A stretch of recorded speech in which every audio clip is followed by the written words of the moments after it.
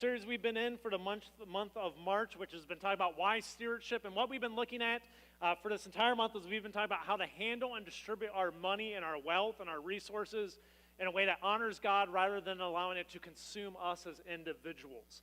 Now, you will notice in society, people will do all sorts of crazy things to attain money, right? We notice we have all sorts of like TV shows and all trying to get people to do crazy acts and all, just try to get them to acquire money to win some type of reward. So what I did is I just found this example where people were asked, what is the craziest thing you've done for money?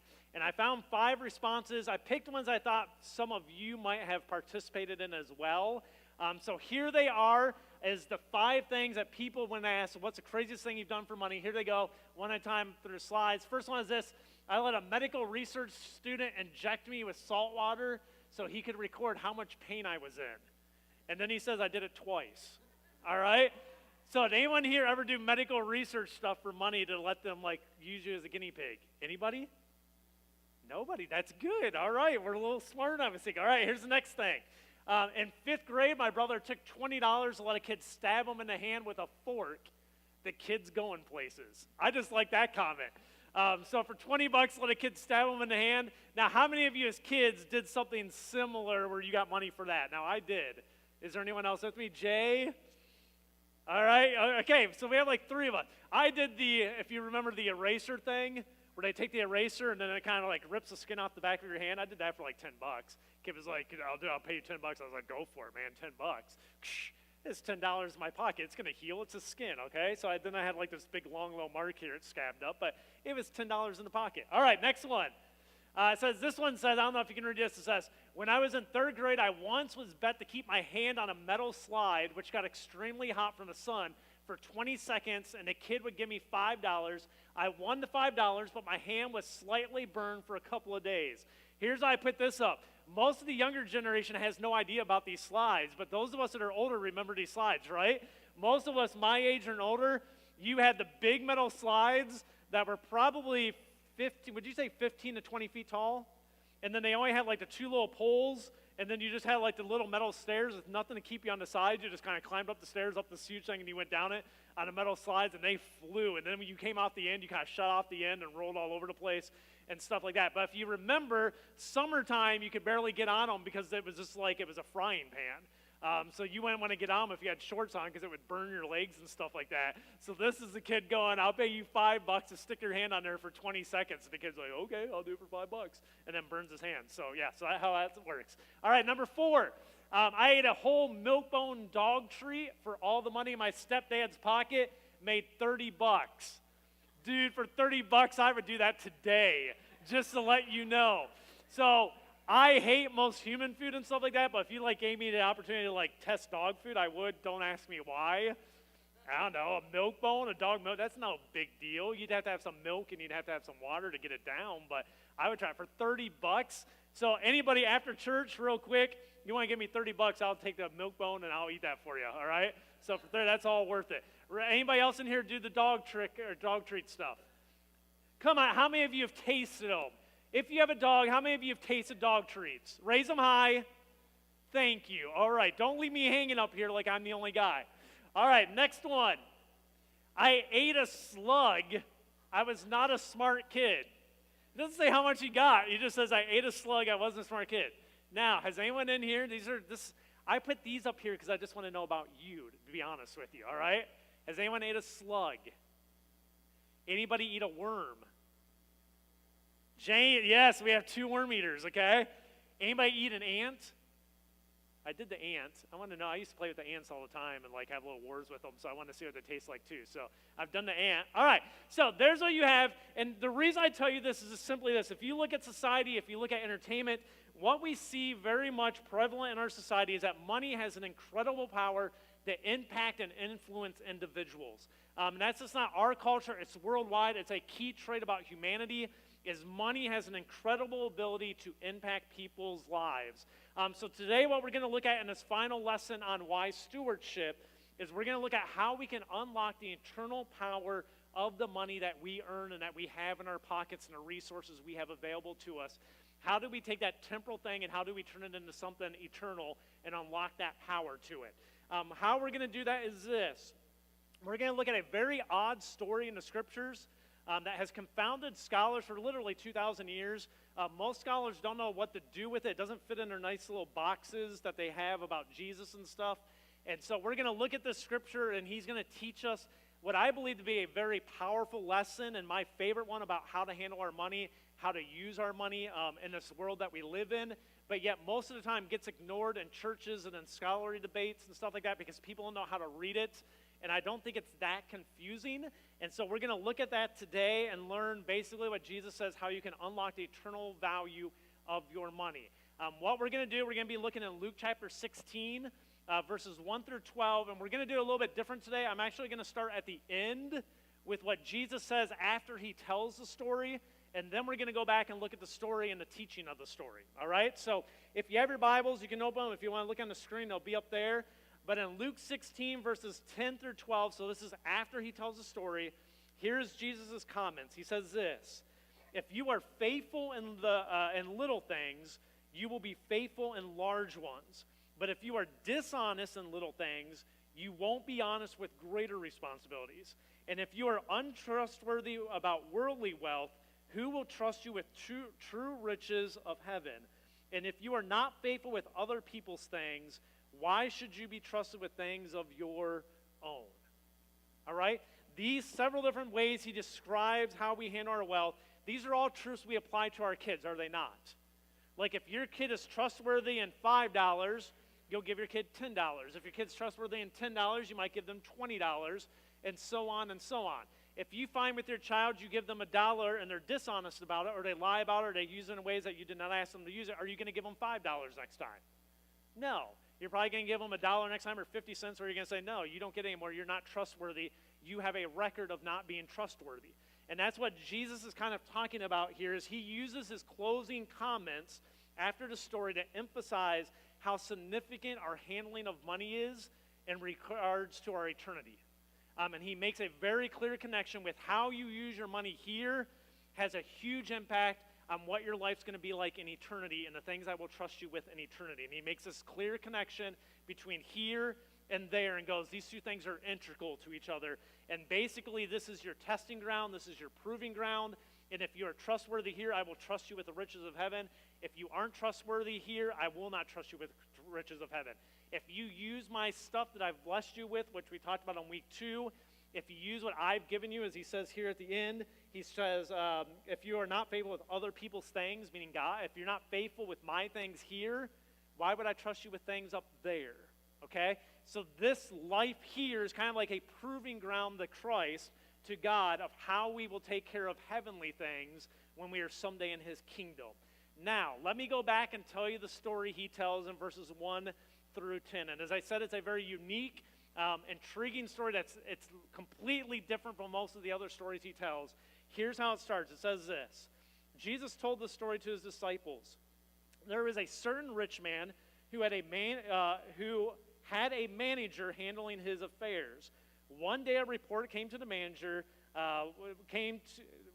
One day a report came that the manager was wasting the employer's money. So it sets it up. You have a rich guy. You have a manager. Manager's taking care of all the business affairs of the rich guy. Now, let me ask you traditionally, who's the rich guy symbolize? Who's the rich guy typically symbolize? No, the rich guy's God, all right? The manager typically symbolizes who? Us, right? God gives us stuff to manage. God gives us a life to take care of. Christy, don't answer anymore. You got 2 wrongs. You're excluded now. But anyways, typically we would read this and we would go, the rich guy's God, the manager's us. But in this story, that's not true. This doesn't hold true. In this story, literally, they're just normal people. They're just people in a story. They don't make any sense. And Christy, you might have been right now and go, well, I was actually right. But you weren't supposed to be right at the beginning. I did tell you that. Don't remember what I said last week. This is a new message, all right? Anyways, these people, the characters in the story, seem to just be people in a story. There's no spiritual significance. There's no connection to higher beings or God or us or anything. It's just a story. So he leads it out with this rich man and this manager, and then he goes on to say this. He says, so the employer called him in and said, so the employer found out he's being crooked with his money, calls him in and he said, "What's this I hear about you? Get your report in order because you are going to be fired." So as the rich guy figures it out, someone informed him. He tells the guy, "Hey, get your stuff in order because I'm firing you. Okay, just so get your stuff together and you're out the door." It says the manager thought to himself, "Now what? My boss has fired me. I don't have the strength to dig ditches," so he's kind of lazy. "And I'm too proud to beg," so he's kind of arrogant. And he says, "I know how to ensure that I'll have plenty of friends who will give me a home when I am fired." So what you see is this: the corrupt guy gets caught. He knows he's going to lose his job, so he kind of goes into survival mode and starts thinking about, what am I going to do today to plan for my future? So I got to take care of myself. And you know what? I don't want to work hard, and at the same time, I'm kind of arrogant, so I don't want to go beg for money. So I got to figure out a plan or a scheme of how I take care of myself. And this is the plan he comes up with. It says this in Luke 16:5-7. He says, "So he invited each person who owed money to his employer to come and discuss the situation. He asked the first one, 'How much do you owe him?' And the man replied, 'I owe him 800 gallons of olive oil.' So the manager told him, 'Take that bill and quickly change it to 400 gallons. So just cut what you owe my guy in half.' Then it says, 'And how much do you owe my employer?' He asked the next guy. 'I owe him 1,000 bushels of wheat,' was the reply. Here the manager said, 'Take this bill and change it to 800 bushels.' So he says, 'I'll take 20% off yours.' So just cut that down. This guy is brilliant, okay? This guy goes, 'I'm being fired.' This is why in your office situations now, when you get fired, what do? They walk you out, right? 'We're going to walk with you. Here's your little box. Collect all your stuff, and we're walking out,' because they don't want you doing what this guy did. This rich dude's not so smart and went, 'I'm going to fire you in like 6 hours or 8 hours or tomorrow morning. Get your orders, get your stuff in order.' And this guy's going, 'Okay, I've got this long to figure this stuff out. Here's what I'll do. Everybody come in that owes him money. Hey, you owe him $1,000. We'll just say it's $500 now. Oh, you owe him $400. We'll just say it's $50 now.' So this guy has a brilliant plan that he comes up, that he puts in place. In verse 8, it says this: 'The rich man had to admire the dishonest rascal for being so shrewd.'" So this is interesting. It says the rich guy goes, he's not really upset, kind of sits back and chuckles a bit and goes, "That guy's a genius." Okay? And as I looked at that, I kind of have the same take at times when you watch like news stories where people are taking advantage of each other and cheating people. Have you ever been like this? You hear what they did, the scheme they went through, how they set things up, and you look back and you go, "I could have never come up with that. I would never do that, but that was pretty genius of how you like took that person for all that money." Have you ever thought that before? Like you're going, that's just incredible, the scheme you came up with. And then I start thinking, now how can I do that in my own life? Okay? But then I never implement it. But I find myself the same way as this rich guy at times, looking back at corrupt people and going, yeah, you're corrupt to the core, but man, that was a genius system you came up with in your corruption.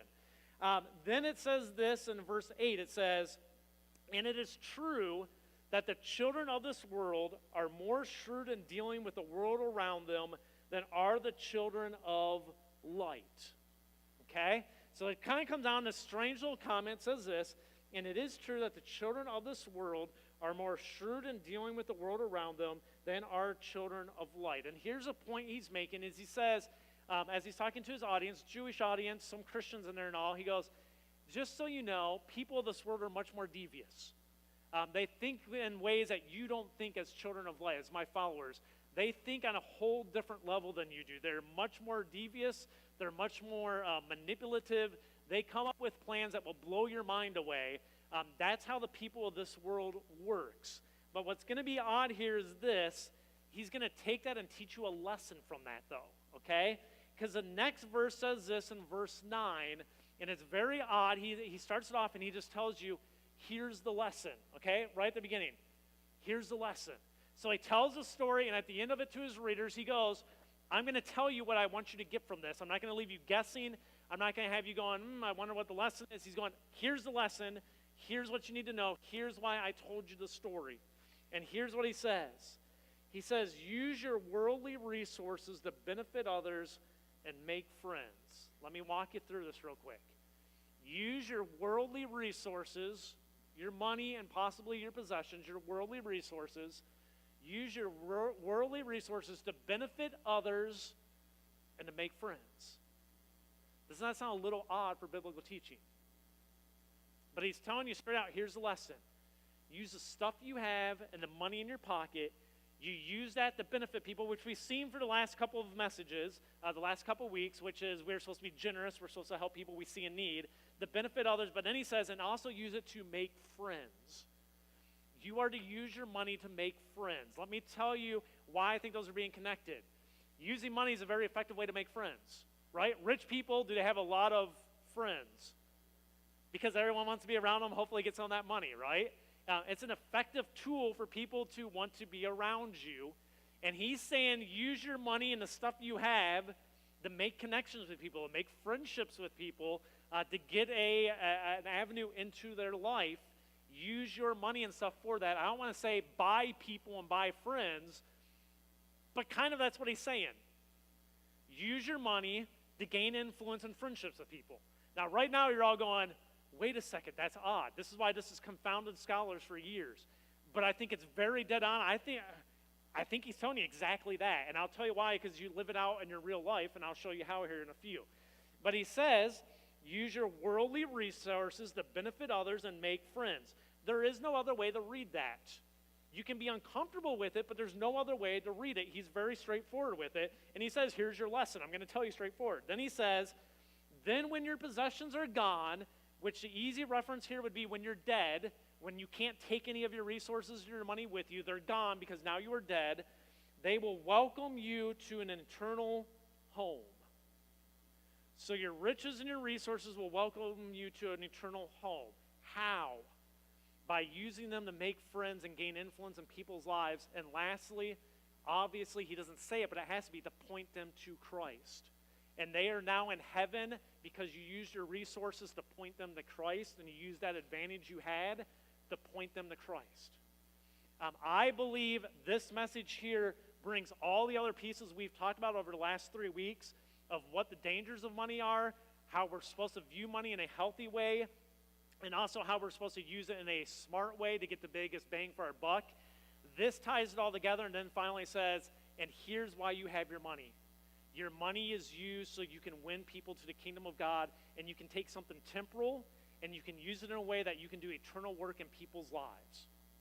And that's his lesson. So what I want to do the rest of this morning is go, how does that work in real life then? I've always been surprised. I bring this up a little bit.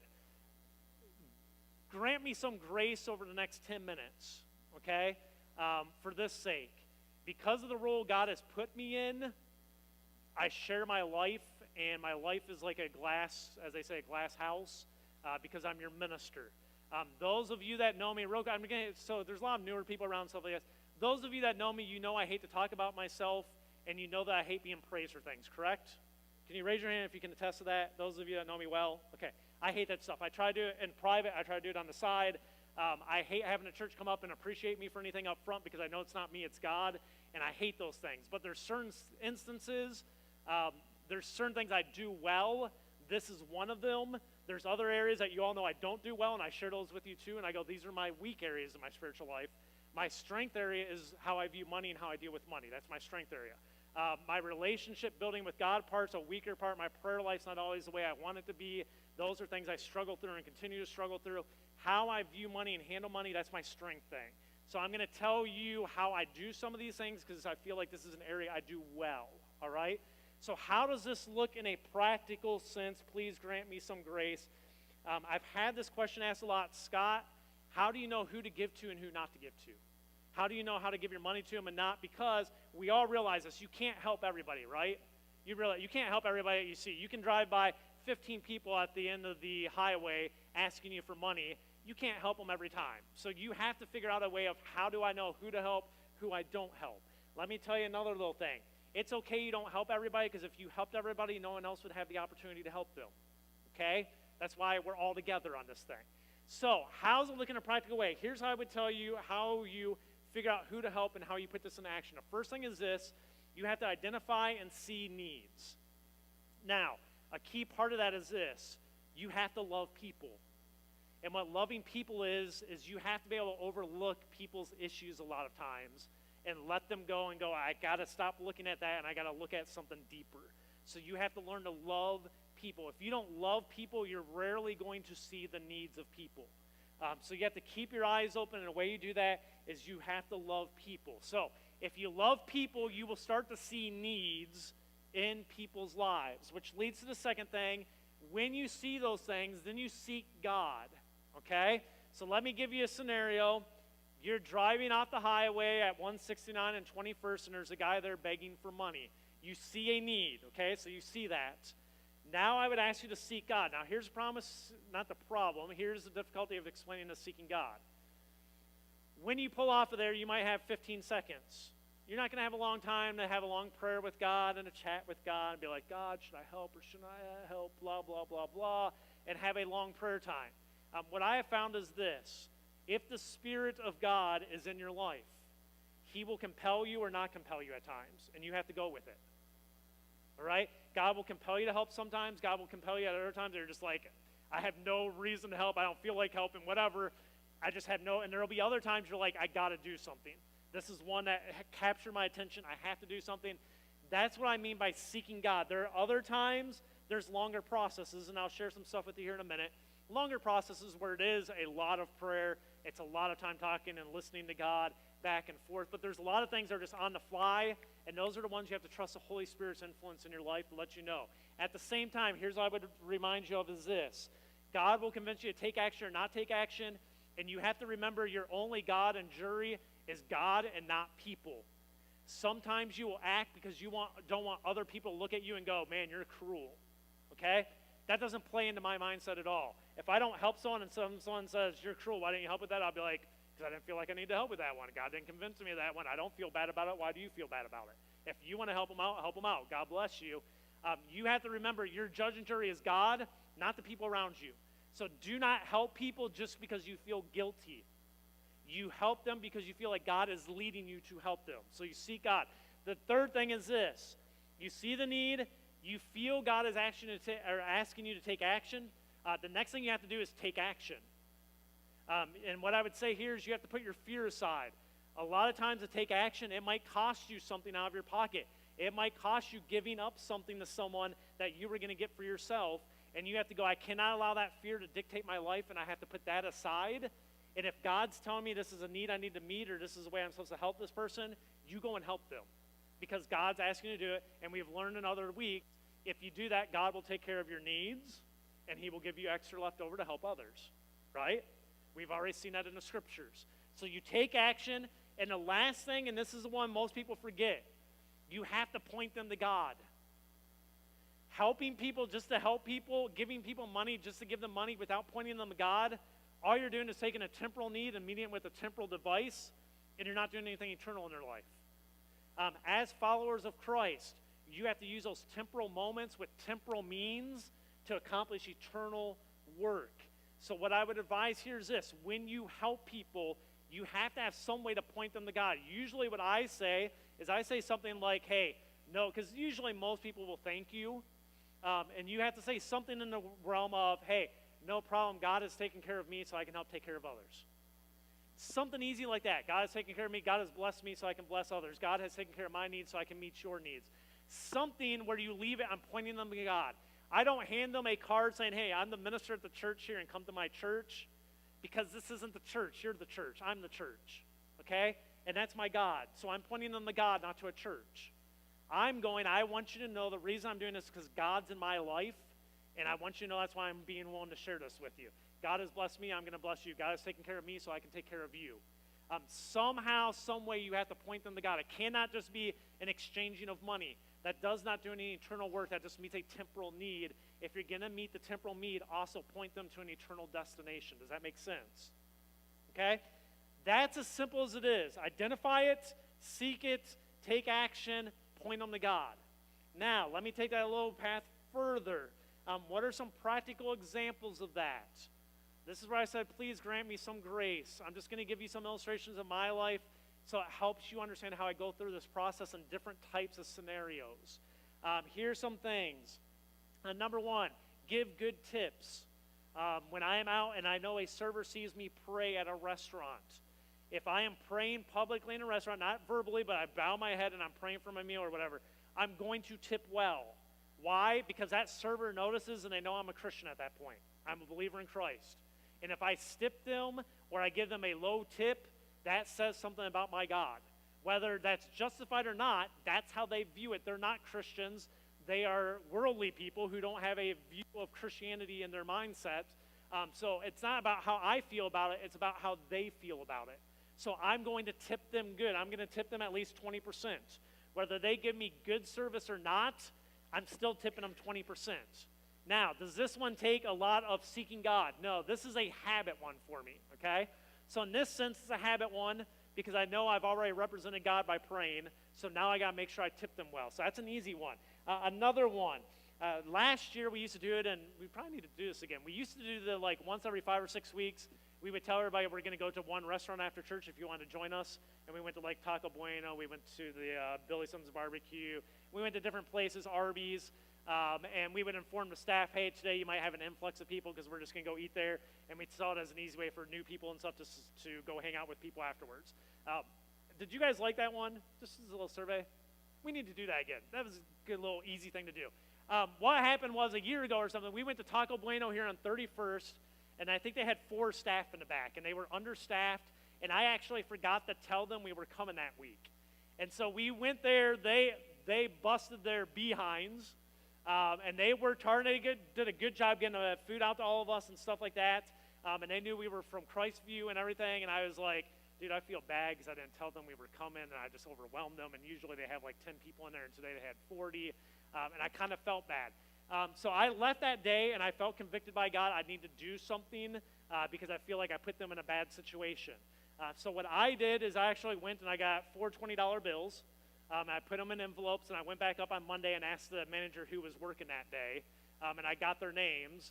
And then the next Sunday, I went back up to the building there, and I took those envelopes to the 4 of them, and I just said, hey, last week, it was my fault. I didn't let you guys know we were coming. I know I put you in a bad situation and stuff. I said, here's just a little gift. I just wanted to thank you for serving us and stuff like that. And I feel bad I put you in a bad spot. And they were all excited. I was like, just here's an envelope. Here's just a little thank you or whatever. And I put $20 bills in each of the envelopes, okay? What happened from that point, that's all I was doing is just trying to go, I just want you to have a good opinion of us, not a bad one. What happened after that, I didn't realize this. We ate at Taco Bueno 3 or every 4 weeks for the last year and a half until they changed their cheese, and now we don't go there anymore. And it doesn't taste as good anymore because they changed their cheese. So if anyone works at Taco Bueno, tell them to change their cheese back to the original formula because it tastes a lot better. Side note. Okay, so what happened from there is when we would go there, if you ate with me at Taco Bueno, from there on out, I got treated like a king. Every time I ate there, they'd give me extra food. They'd throw extra food on. They all know my name. They would talk to me, have chat with me, bring the food out to me, right, Gideon? You'd see this. They'd always give us, extra tacos. They'd bring stuff out. Here's just some extra for you. Don't worry about it. I'm like, holy cow. I wasn't doing it for that reason. But they started treating me better, and they started talking to us about a relationship. Knew this is the church we were associated with, and I was a minister there. It was amazing to see that change from just people serving you to people go, oh, we know your name. We want you to know our name, and we have a relationship built, okay? So that's that one. Here's the third one. A couple weeks ago, you'll have this opportunity. Me and Stephen were out, and we drove up to the QT. We were coming back from doing some errands, and we wanted to get ice cream, so we went in and got our ice creams. Usually it's you one. Well, no, it's both of us. Okay. So we felt like ice cream that day, so we stopped at QT on the way back to the office. Went into QT, got our medium, little, whatever ice creams they make for you. And we're coming out, and there's someone sitting at the corner of the store right in front of his truck, and he goes, hey, can someone help me with food or something? And Steven, because he's a jerk and he doesn't care about people, as I said at first, and doesn't notice needs, Steven goes, hops in a truck, and this is what I mean. I get that 5 times a week, okay? Nothing unusual. This is not unusual. For whatever reason, when I heard that voice, I felt like I needed to respond. So I turned over, I looked at him, it looked like a younger kid. I was like, hey, how old are you or something? He's like 15. And I said, why aren't you in school? He's like, well, I smell, we don't have stuff to do laundry and stuff, and I don't want to go to school because everyone makes fun of me, and so I smell and I'm just in dirty clothes and stuff like that. I'm like, dude, do you have any family? He's like, well, my mom's got a boyfriend. I said, bad boyfriend, isn't he? And she's like, yeah, kind of a rough guy. He's trying to make good decisions, but everyone has their ups and downs. I'm like, yeah, that's what everybody says when they abuse people. I was like, so I got the story. I said, do you have laundry facilities, anything at home? He's like, no. I was like, do you have any food at home? He's like, no, no one's really getting food right now or anything. I was like, okay. I was like, why don't we go inside or whatever? So we walked inside. He wanted to get like a bag of like Cheetos, which are delicious, I might add, but they're not filling, okay? So he went to grab those. Like, no, don't get some of those things off the burners, the little roller things. I was like, grab a couple of those and let's get you a drink or something. So he got a couple of turkey nacho rolls or something and like a iced tea out of the thing. So I took him up and I paid for it and stuff, and we went outside and we talked some, and I just said, hey, just so you know, we're the minister up the street here. I said, at Christview, you know that church next to the library? He's like, yeah. I was like, hey, we have facilities there. We can do your laundry. We can do stuff. I said, I always have food there. We do this food bank. We have stuff in between the months. So we always have food there. You can come and see that. He's like, really? I was like, and Wednesdays we have like a home-cooked meal. You can come get a free meal and come up. And he's like, well, will people make fun of me or something? And I was like, no one's going to make fun of you, dude. Just come on up or what. And Steven's sitting there gobbling his ice cream down. Okay?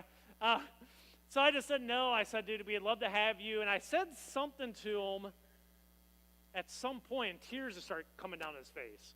So I'm sitting there, and this kid's just got tears coming down his face. And I'm like, okay, I must have said something there that gave him some value or made him that he hasn't heard. So anyways, just had that conversation. It's one of those things, hey, the guy never has shown back up at church. He's never come here. Doesn't matter. I used my money. It cost me like $5 or something. I used my stupid temporal money to hopefully point this kid to an eternal destination, to start making at least that first step in his life, using it in a very simple way. Those are ways God can use you, and you have to be able to think on the fly, notice the need, seek God's counsel, which was the Spirit telling me this is a voice you need. I can't tell you why I heard his voice. I heard that 50 times and never do anything. I heard that when I was like, I got a beeline for this kid. And I beeline this 15-year-old kid. I'm just sitting there. He goes to East Central whenever he goes, because he doesn't go because people make fun of him. But anyways, so that was that. Here's the last one. Now, I'll give you this one because these are the bigger ones. This isn't an unknown one. You know this one. You know about me selling my house and all that stuff. So selling our house in Owasso to move down here into this area. If you weren't here for a story, let me tell you real quickly why we did that and how this process worked. We lived up in Owasso for the first decade that we moved here, up in our nice, beautiful home up there, and lived there for 10 years. Never had a problem living up there. People are always like, isn't that a long commute? I'm like, in Detroit, I live like 3 miles from the church, and I still drove 20 minutes just to get through traffic to get to the church building. So I'm like, that didn't bother me at all. It's just on highway. I'm back and forth. Somewhere along the line, around year 9, started to be convicted. Hey, it's hard to do ministry down here and have credibility in your ministry when you live up there and you keep driving down here and telling people, hey, we're going to change this neighborhood, but you don't live in the neighborhood, okay? And we're going to impact this neighborhood, and you don't live in the neighborhood when you're the minister of this church, all right? So what happened there is God started to convict me. This is where I'm letting you know some things are short, like the kid, you hear a voice and you immediately act on it. Some things take a long process, okay?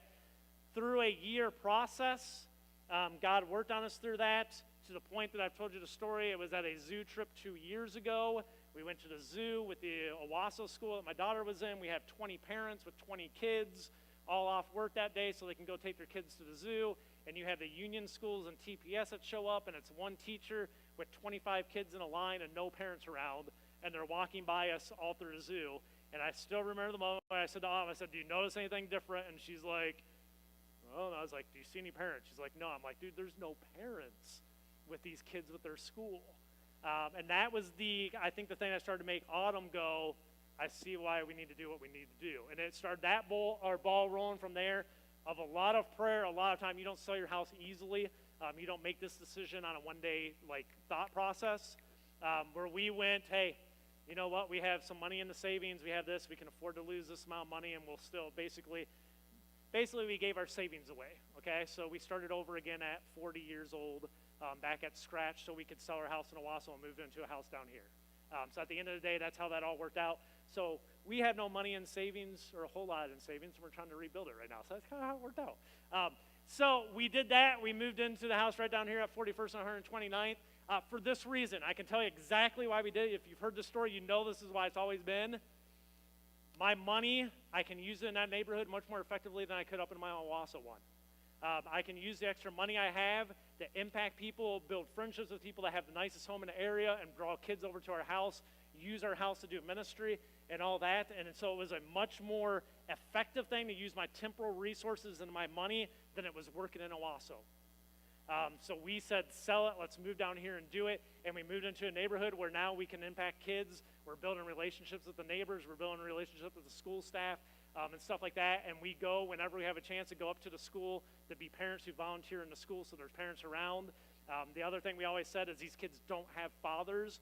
And it's so weird. I can't tell you, when I walk into the school to have lunch with my daughter every other week on Thursday, they'll walk in there and the kids just stare at you.